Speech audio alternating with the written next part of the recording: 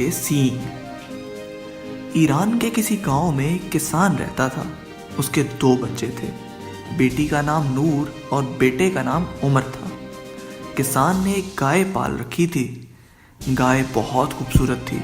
उसका एक बछड़ा भी था जो बहुत गोल मटोल और प्यारा था। किसान रोजाना गाय को खेतों में चराने के लिए ले जाता, फिर शाम को वापस घर ले आता।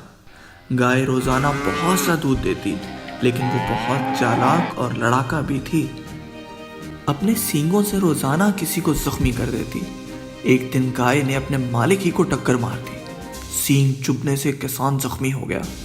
अब गुस्से में आकर उसने गाय के सींग काटने का इरादा कर लिया। किसान ने सोचा कि ये काम वो खेतों से वापसी पर करेगा। चुनाचे उस दिन वो गाय के साथ अपने बच्चों को भी चरागाह ले गया। दोपहर को किसान ने गाय को चरने के लिए खुला छोड़ा और खुद किसी काम में मसरूफ हो गया। उसके बच्चे नूर और उमर करीब ही गाय के बछड़े से खेलने लगे।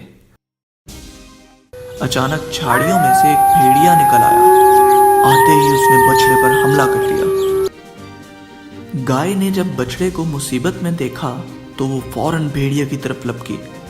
कुछ ही देर में गाय ने अपने बड़े बड़े सींगों की मदद से भेड़िए को जख्मी कर दिया। अब भेड़िया वहां से दुम दबाकर भाग निकला।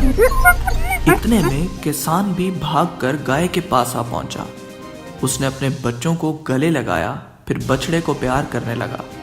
उसके साथ वो सोचने लगा कि खुदा ने गाय के सींग बनाए हैं तो इसमें भी हिकमत है। ये सोचकर उसने गाय को थपकी दी और उसके सींग काटने का इरादा तर्क कर दिया।